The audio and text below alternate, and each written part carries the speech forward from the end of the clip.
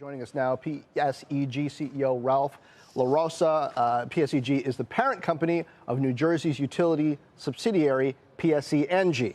So the "and" is the right. Well, great to have you here on set. Now, set up for me this new demand, right? Growing demand from plug-in hybrids, from EVs. What does that do to your ability to grow and to sort of manage efficiency to grow the business? Yeah, John, so that chart is a great chart to have up front, right? If you think about the first 9 years that EVs were in the marketplace, we had about 30,000 vehicles showing up in New Jersey.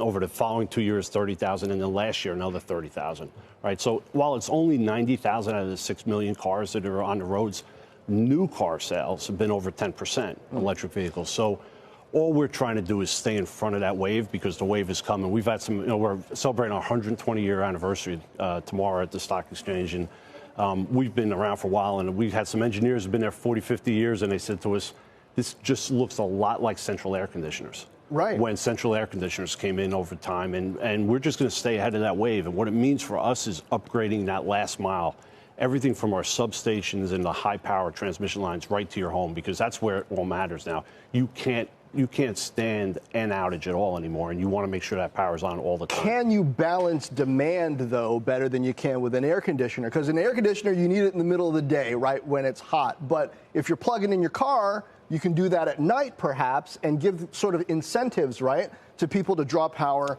when it's convenient for you to have them draw power. Yeah, no, that's absolutely right. But the key word there was the incentives and really it's the behaviors of the customers, right? If the customers are willing to have time of use rates and to actually respond to that price signal, then yes, we can impact that behavior. But if you come home, you still may want to make sure that your car is charged up because you have something to do that evening, or you have some emergency you want to be prepared for, some sick one at home or something different. So we want to be prepared for everybody, and the way we do that is just to stay ahead of that curve with the upgrades that we're doing in the streets.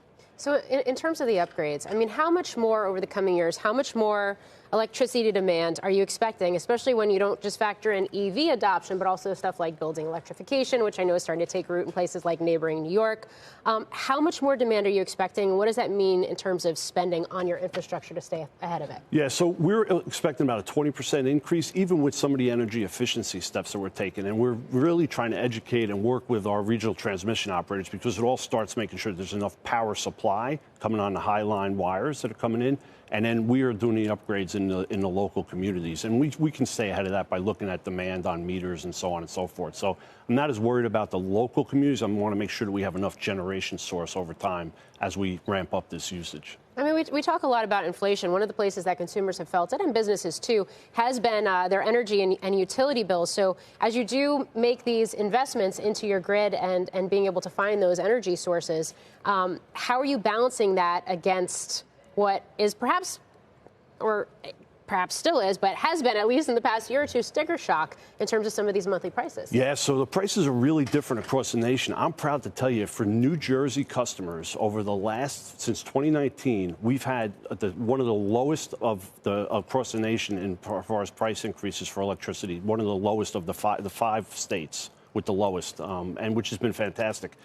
In addition to that, from an affordability standpoint, we've been able to balance that working with the regulator, even with all the clean initiatives we've had, to stay, again, as one of the top 5 as far as affordability. So we've been averaging around 3 to 4% of average income that people are taking home. Ralph, for the past decade, for me, it's the first time electricity has become like a consumer good.